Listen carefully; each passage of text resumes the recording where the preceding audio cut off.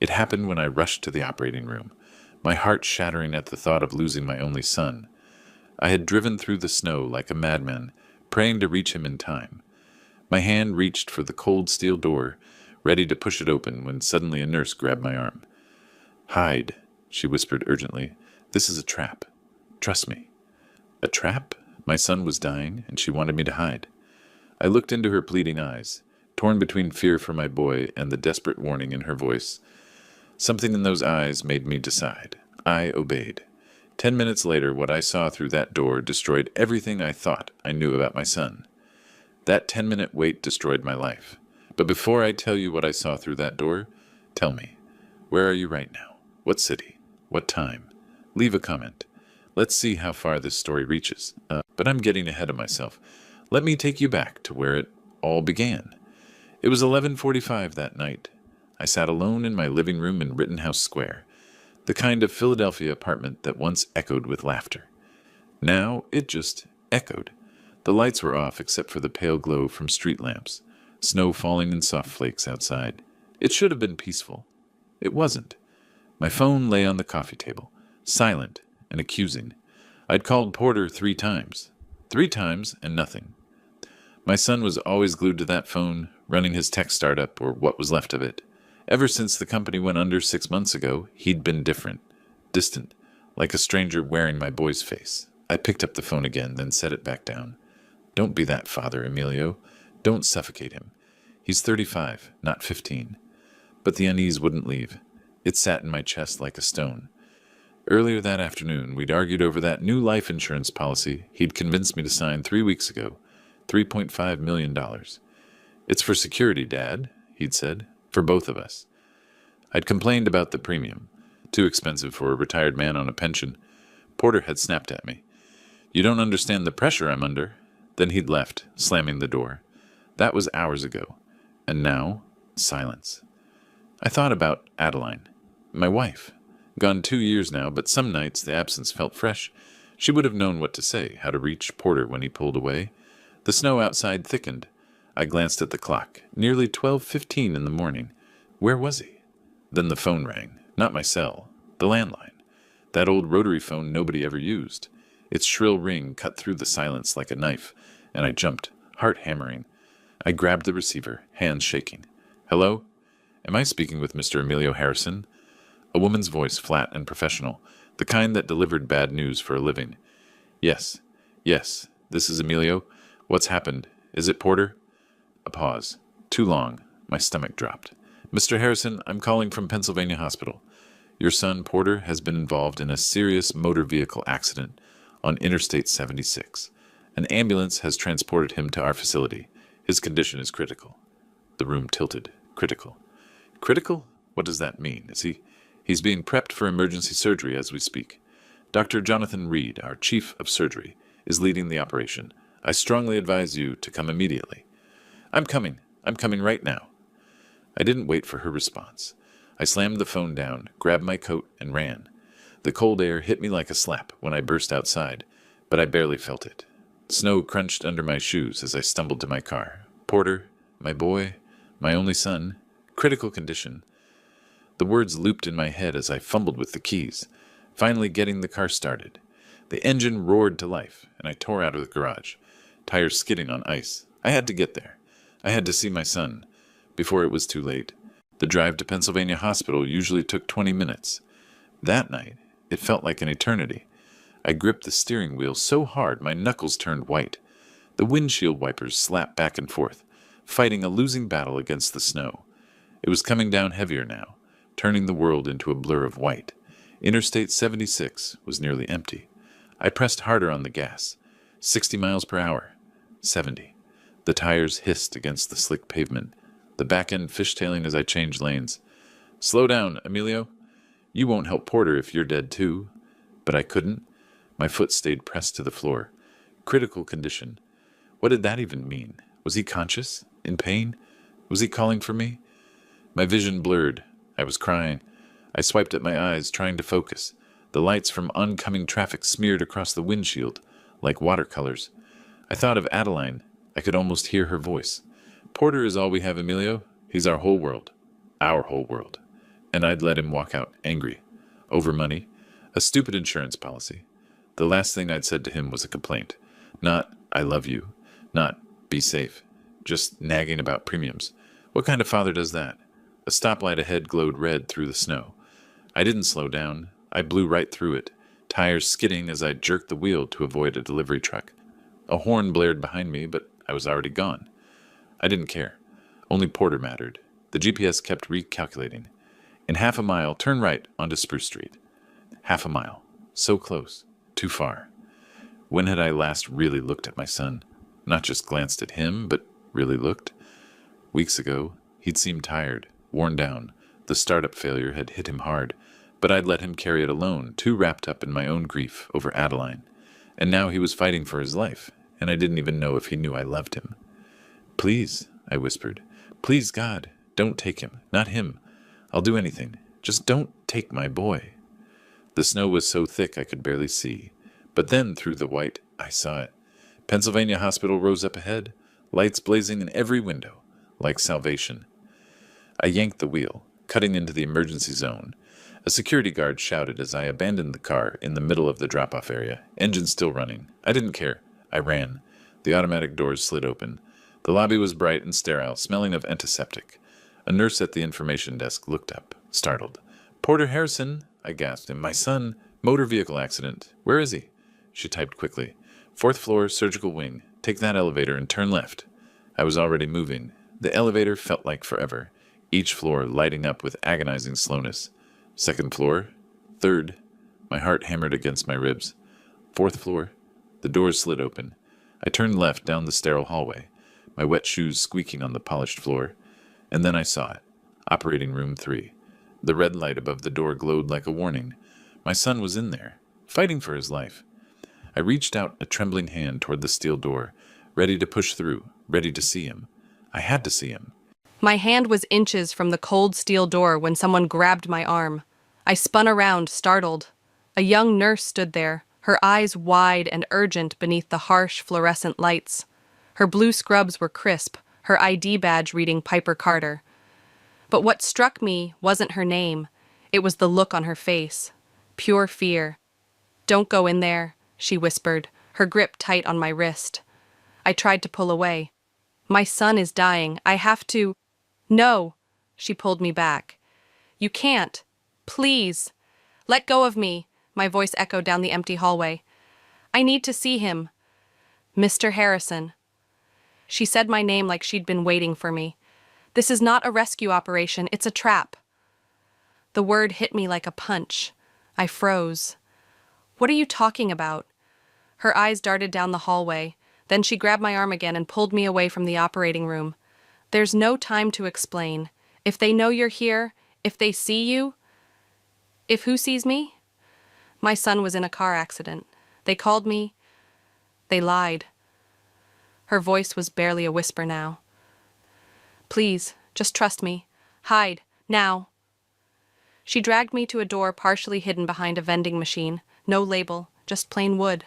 She pulled it open, revealing a dark supply room, shelves with boxes, the smell of cleaning chemicals. Get in, she hissed. I can't just... Get in, she shoved me inside. Lock the door. Whatever you hear, don't make a sound. Don't come out until I come back. Understand? What's happening to my son? But she was already closing the door. Her face appeared one last time in the narrowing gap. Just hide, and don't let them know you're here. The door clicked shut. Her footsteps retreated down the hallway. Silence. I stood in the pitch-black room, my heart hammering. My hand fumbled for the lock, twisting it shut. What the hell was happening? A trap. She said it was a trap, but that didn't make sense. Porter was in an accident. The hospital called me. Dr. Reed was operating right now, unless they lied. But why? I pressed my back against the cold wall. Should I trust her? A stranger who just shoved me into a closet? But the fear in her eyes had been real. Porter. Was he really in that operating room? Was he really hurt? Or was something else happening behind that door? I crept forward in the darkness until I found the door again. There was a thin crack between the door and frame.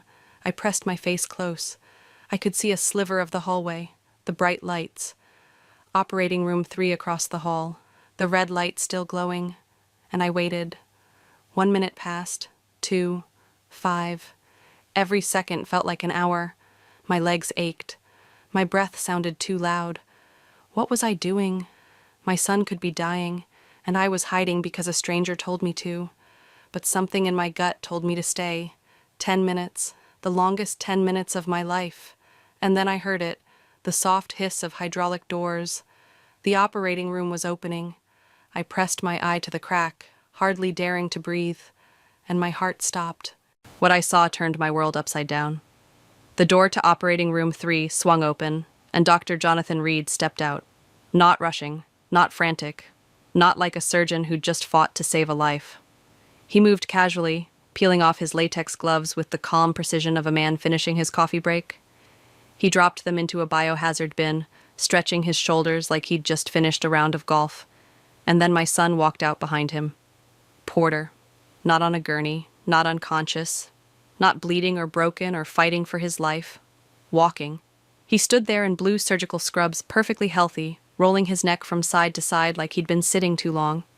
His face wasn't pale with pain. It was relaxed, almost bored. My brain couldn't process it, couldn't make sense of what my eyes were seeing. He's walking. He's fine. A third figure emerged from the operating room. A woman. Tall, elegant, with long dark hair cascading over her shoulders. She wore an evening dress beneath a white doctor's coat, like she'd just come from a cocktail party. Zarya, my daughter-in-law, Porter's fiancée. She smiled, sliding her arm through Porter's. "Well," she said, her voice dripping with satisfaction, "that was easier than I thought." Porter chuckled. Actually chuckled. The plan worked perfectly. I pressed harder against the door, my breath coming in short, silent gasps. What plan? What the hell was happening? Dr. Reed checked his watch. "The fake accident report is already in the system. Officially, Porter Harrison suffered severe internal trauma on Interstate 76 at 11:45 tonight. Paramedics rushed him here. I performed emergency surgery." He smiled, cold and practiced. "Everything is documented." Zarya laughed, a sharp, cruel sound. "I can't wait to see his face when he gets here. Poor Emilio, rushing through the snow, terrified for his precious boy."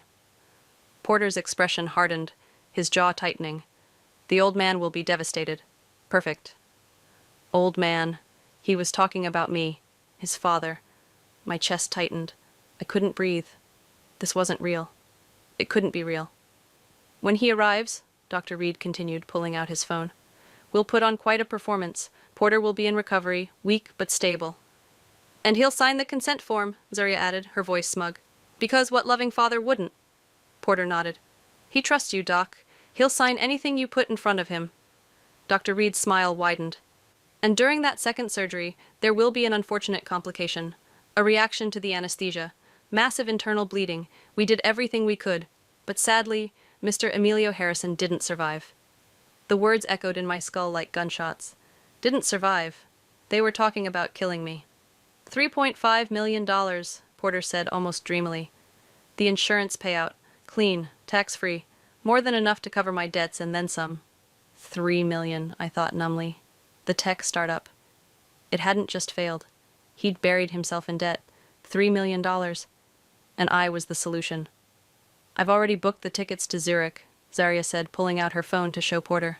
"First class, leaving the day after the funeral. Switzerland is beautiful this time of year." Porter wrapped his arm around her waist, kissing her temple. "We'll start fresh. New city, new life. No more failed companies. No more creditors. No more—" He paused, his voice going flat. "No more guilt trips from a lonely old man who can't let go of the past." Something inside me cracked. I'd raised him, loved him, sacrificed everything for him, put him through the best schools, supported him when the business failed, signed that damn insurance policy because he said it was for our security, and this was how he repaid me. The three of them stood there in the hallway laughing, planning my death like it was a weekend trip, like I was nothing, like my life meant nothing. My hands clenched into fists. My whole body trembled, but not from fear anymore. They wanted me dead. My own son, my only child, the boy I raised, loved, sacrificed everything for, wanted me dead.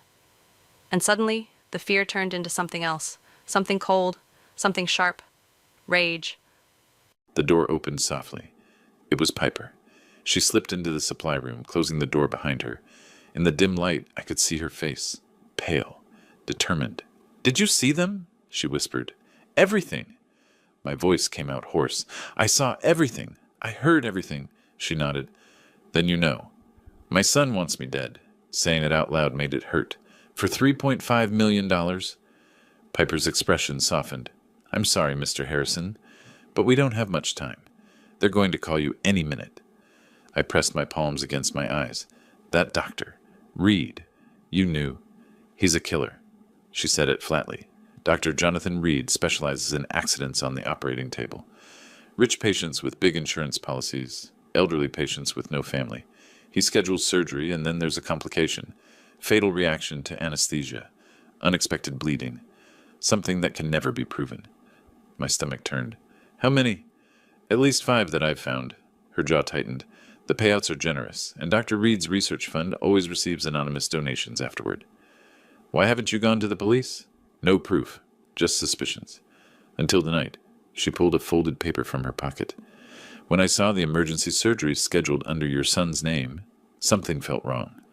So I checked Dr. Reed's office. I found this." She unfolded it. "Porter Harrison, medical examination. 2 days ago. Stamped in red. Optimal physical condition." "He's perfectly healthy," Piper said. "There was no accident. This whole thing is a setup for you." I leaned back, my legs weak. "What do I do?" "You fight back, but you play their game first." Her voice was steel. "When Dr. Reed calls, you act devastated. Relieved your son is alive. You see Porter and play the grieving, grateful father." I can't look at him." "You have to." She grabbed my shoulders. "If they know you heard them, they'll kill you tonight. We need time. We need evidence." "What evidence?" "Dr. Reed's office is in the basement. The real files. Porter's health records. Insurance documents. Proof of his other victims. We get those files and the security camera footage showing Porter walking in healthy tonight." "How?" "I'll trigger the fire alarm. While security is busy, you go to the basement. Use my access card. Get into Reed's office. Photograph everything. Then the server room next door. Copy the footage. Meet me at the basement emergency exit." It was insane. Dangerous. But what choice did I have? "When Reed presents the consent form for the second surgery," Piper continued, "refuse. Make an excuse. Say you need to call family. Anything. Just don't sign." My phone buzzed. Dr. Jonathan Reed. Piper and I locked eyes. "This is it," she whispered. "You're a terrified father who just got a miracle. Your son is alive. You're grateful. You trust Dr. Reed completely. Can you do that?" Could I look into the eyes of the man planning to murder me and smile? I thought of Porter, the boy I'd raised, the man who wanted me dead. Something hardened inside me. "Yes," I said, "I can do that." The phone kept buzzing. They were ready for me. It was time to play my part. I answered the call, forcing my voice to break. "Hello?" I made it sound desperate, breathless. "Mr. Harrison." Dr. Reed's voice was smooth, professional. "I have news about your son. Is he—" I choked on the words. "Please, tell me he's alive." "He is alive, but barely. The surgery was extremely difficult. We almost lost him twice. He's stable now, but very weak. You should come immediately." "Where is he?" "Recovery room 2, 4th floor. I'll meet you there." I looked at Piper. She nodded. "Go." I burst out of the supply room and ran down the hallway. A grieving father racing to see his son. That's what anyone watching would see. Recovery room 2 was at the end of the hall. I pushed through the door. The scene was perfectly staged. Porter lay in a hospital bed, face made up to look pale, almost gray. Dark circles under his eyes. An AV line ran into his hand. A heart monitor beat beside him. Everything looked real. If I hadn't seen him walking out healthy 20 minutes ago, I might have believed it. Dr. Reed stood beside the bed in his white coat. Zaria sat in a chair, her face arranged in worry. "Porter!" I rushed to the bedside. "Oh God, my boy!" I grabbed his hand. Warm, strong, not someone who'd just survived death. Porter's eyes fluttered open, weak, tired. An Oscar-worthy performance. "Dad!" he whispered. "You came." Of course I came. I was so scared. I let my voice break. "He's going to be okay," Dr. Reed said, hand on my shoulder. "We stopped the internal bleeding, but there is a complication." I turned to him, keeping my face open, trusting. What complication? During surgery, we discovered a blood clot. Large, near the liver, extremely dangerous. If it breaks loose, it could be fatal within minutes. What do we do? Emergency surgery. Tomorrow morning at 9. A delicate procedure. He pulled out a clipboard. I need your consent as next of kin. There it was. My death warrant. I stared at the form. That blank line waiting for my signature. Sign it, Dad. Porter's voice, weak but insistent. I trust Dr. Reed. He saved my life. Please, Zaria added. Don't hesitate. It's for Porter's safety. Dr. Reed held out a pen. I reached for it, hand trembling. Not from fear, but from the effort of not lunging at him. I looked down at my son, the man who wanted me dead. I thought of Adeline. All the years I'd loved this boy, raised him, sacrificed for him, and this was what he'd become. My voice strangled. I can't. Dr. Reed frowned. Mr. Harrison, I can't. Not right now. I stepped back, the pen falling. I feel dizzy. This is too much. I need to call someone. Porter's godfather. Family should know about this. There's no time, Dr. Reed started. I'm sorry, I backed toward the door. I can't think straight. Give me a few minutes, please. And then I ran. I didn't look back. I burst through the door and sprinted down the hallway, heart pounding. Behind me, Dr. Reed shouted, Mr. Harrison, wait! But I didn't stop. And then, piercing through the air, the fire alarm exploded throughout the building. Piper's signal. It was time. The service elevator doors closed, muffling the chaos above. The fire alarm still echoed distantly, but down here it was just a faint wail. I leaned against the cold metal wall, catching my breath as the elevator descended with a groan. The floor indicator blinked. 3rd floor, 2nd, 1st. Basement. The doors opened with a hiss. The basement was nothing like the pristine floors above. It was a different world. Dark. Cold. The ceiling hung low, crisscrossed with exposed pipes that dripped condensation onto cracked concrete. The air smelled damp and stale, like old water and forgotten things. Fluorescent lights flickered overhead, casting shadows that seemed to move. I stepped out, Piper's access card clutched in my hand. My shoes echoed on the wet floor. Signs pointed down narrow corridors, archives, maintenance, server room, and at the end of one hallway, barely visible in the dim light, a door with a nameplate. Dr. Jonathan Reed, Chief of Surgery, his lair. I moved quickly, trying to keep my footsteps quiet. The hallway stretched ahead, empty except for the hum of machinery somewhere in the walls. I reached the door and swiped Piper's card. The lock clicked green. The door swung open. Dr. Reed's office was shockingly luxurious compared to the dank basement outside. Thick carpet, a massive mahogany desk, floor-to-ceiling bookshelves lined with medical texts. It smelled of leather and expensive coffee. The money from murder must pay well. I went straight to the desk. The drawers were locked, but the files Piper mentioned, she said he kept them close. I tried the bottom drawer, locked. The one above it, locked. Then I noticed a filing cabinet partially hidden behind a leather chair. I pulled it open. Unlocked. Inside, folders. Dozens of them. I flipped through quickly. Names I didn't recognize. Medical reports, insurance documents, and then I found it. A thin folder labeled simply, Harrison. I pulled it out with shaking hands and opened it. There. Porter's medical examination from 2 days ago. At the top of the report, in bold letters, patient status. Optimal physical condition. No injuries. No illness. Perfect health. Below it, financial documents, bank notices, foreclosure warnings, Porter's Tech Company, total debt, $3 million, and beneath that, a copy of my life insurance policy. Beneficiary, Porter Harrison. Payout amount, $3.5 million. I pulled out my phone and started photographing everything.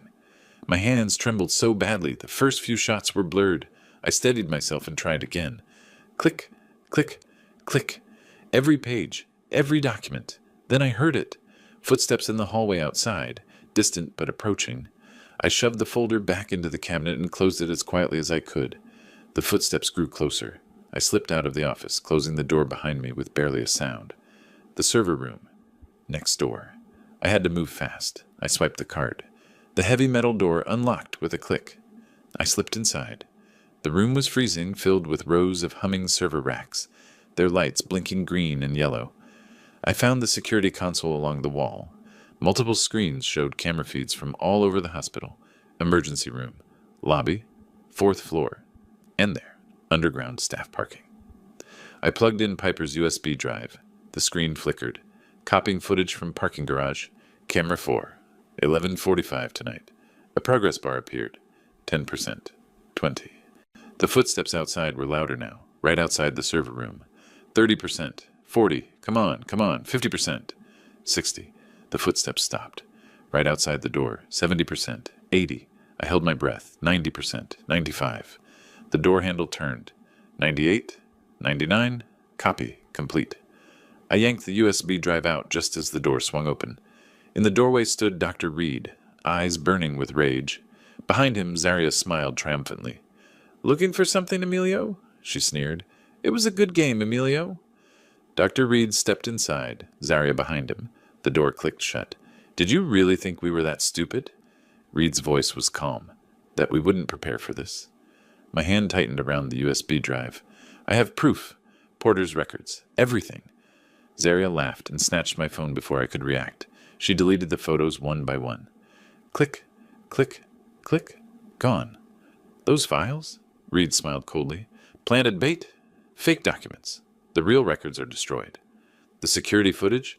A loop from last night. Completely useless." He gestured at the USB. "We prepared for everything, Mr. Harrison."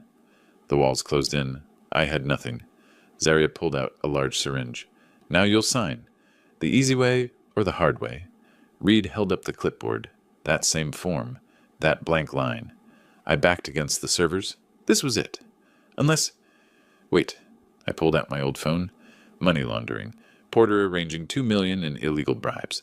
I recorded it 3 months ago. And this phone has been recording everything in this room. Your confession. Your threats. Reed's smile faltered. "It's connected to the cloud," I lied. "If I don't enter a password in 5 minutes, this recording sends to my lawyer, to newspapers, to police, to everyone. Complete bluff. But I sold it." "He's lying," Zaria said uncertainly. "Am I?" I met Reed's eyes. "Willing to bet your freedom on it?" Reed hesitated. "Stop him," he snapped. "Inject him before—" The door burst open. "What the hell is going on?" Porter stood there, face flushed with anger. He took in the scene.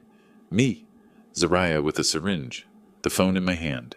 His eyes met mine. He understood. "So you knew," Porter said, voice ice cold. "Everything." Father and son stared at each other. The boy I'd raised. The man who wanted me dead. "Stop!" Piper burst through the door, Officer Sullivan behind her. "We disabled your fake loop," Piper said. "The real cameras recorded everything. Every word. Every threat." She pointed to the ceiling corner. A camera. Red light blinking. Reed, Zaria, and Porter turned to look, horror on their faces. "No," Reed whispered. "You're done," Sullivan said. Reed panicked and lunged at Piper, but Piper pulled a syringe and drove it into his thigh. "Sedative. Maximum dose. You know how this works, Doctor." Reed's legs buckled. He collapsed, unconscious. Zaria screamed and tried to run. Sullivan grabbed her and cuffed her wrists. That left Porter. He stared at the fallen doctor, at Zaria in handcuffs, at me. "This is your fault," he screamed. "You ruined everything." He charged at me. Sullivan intercepted, grabbing him from behind. "Sir, don't!" Porter thrashed violently. He twisted hard. Sullivan's grip broke. Porter stumbled backward, off balance. His foot caught on Reed's unconscious body. He fell, backward, toward the server racks. His head snapped back, connected with the sharp metal edge. The sound was terrible, a dry crack. Porter slumped against the rack, then slid down. His head hung at an unnatural angle. Eyes open, staring at me, the rage gone. Only shock remained. Terror. His voice was hoarse. "I can't move. My legs, my arms, I can't feel anything." Silence. Karma had arrived. Not in a courtroom, but right here, in the cold server room, in the middle of his own evil plan. The man who faked paralysis was now truly paralyzed. 1 month later, I came back. The news had exploded. The Red operating room scandal.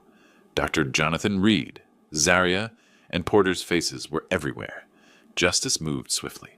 Reed got life in prison. Conspiracy to murder, medical negligence, fraud. Piper's testimony revealed years of suspicious deaths under his care, stripped of his license, destined to die in disgrace. Zaria received 20 years for conspiracy to murder. Her courtroom terrors didn't help. Porter couldn't stand trial. The C4 vertebra fracture left him quadriplegic from the neck down. He could barely breathe on his own. No movement below the neck. Forever. The state moved him to a long-term care facility for inmates with medical needs. Piper became chief supervisor of ethics at Pennsylvania Hospital, a hero who'd make sure no one like Reed could operate again. I canceled the insurance policy immediately. The $3.5 million Porter wanted so desperately, it never existed for him. I was free, but I needed to close this chapter. That's why 1 month later, I returned. The facility was small and sterile, smelling of antiseptic and despair. His room was at the end of a dim hallway, number 12. A nurse was adjusting his IV when I entered. "You're Mr. Harrison?" she asked. "Yes. 5 minutes." I didn't need more. She left, closing the door softly, and there he was, Porter, my son. He lay in a specialized bed, head immobilized by supports. His body was thin, wasting an IV, a catheter bag, monitors beeping. He couldn't move anything, not his arms, not his legs, not his fingers, but his eyes moved, and when they locked onto me, they burned with pure, impotent hatred. He tried to speak, a gurgling sound. His mouth opened, but no words came, just rage. I walked to his bedside and looked down at the man I'd once loved more than anything, the boy I'd raised, the son I'd trusted. "I came to tell you one thing," I said softly, calmly. Porter's eyes narrowed, his breathing quickened. "You wanted to put me on an operating table," I continued. "You wanted me helpless, dependent on machines, so you could start a new life with blood money." A wheezing sound escaped his throat. "Now," I said, leaning closer, "you're the one trapped. You're the one who depends on others for everything. Forever." I straightened up. "Enjoy the rest of your life, Porter." I didn't wait for a response. There was nothing left to say. I turned and walked out, down the hallway, past the nurse's station, past security. I pushed through the glass doors and stepped outside. The sun was shining, bright and warm. The air was crisp and fresh. Winter was ending. Spring was coming. I took a deep breath, feeling the sunlight on my face. For the first time in a long time, I felt free. Greed can turn a son into a stranger. Betrayal can live in your own bloodline. But justice doesn't always come from a courtroom. Sometimes it comes from karma. I lost my son that night, but I regained something far more valuable. My life, my dignity, and the knowledge that no amount of money is worth your soul. I walked toward my car, toward the rest of my new life. The nightmare was over. Looking back at everything that happened, I realized how blind I was. I trusted too easily. I ignored the warning signs. Porter's sudden interest in that insurance policy, his cold distance after the bankruptcy, the way he looked at me, not as his father, but as an obstacle. This is my true story, a true story I never wanted to live. If you're watching this, learn from my mistakes. Don't ignore the red flags, even when they come from people you love. Greed changes people. It turns sons into strangers. It turns families into battlefields. Protect yourself. Question things that don't make sense. Trust your instincts. I'm sharing this true story not for sympathy, but as a warning. These grandpa stories aren't just entertainment. They're lessons written in pain. Grandpa stories like mine are meant to teach you what textbooks never will. And if my pain can save even one person from betrayal, then it was worth telling. I thank God I'm still here to tell it. There were moments in that hospital basement when I thought it was over, but God had other plans. He sent Nurse Piper. He gave me the strength to fight back. And in the end, justice prevailed. Not the way I expected, but in a way that felt almost divine. Porter wanted me dead on an operating table. Now he's the one trapped in a bed, dependent on others, staring at the ceiling for the rest of his life. That's not revenge. That's karma. That's God's justice. So here's my advice. Don't be like me. Don't wait until you're standing at the edge of your own grave to realize who truly loves you. Pay attention, protect yourself, and never, ever let greed into your family. These grandpa stories are real. This happened to me, and I hope it never happens to you. If this true story moved you, or if you've experienced betrayal from family, please leave a comment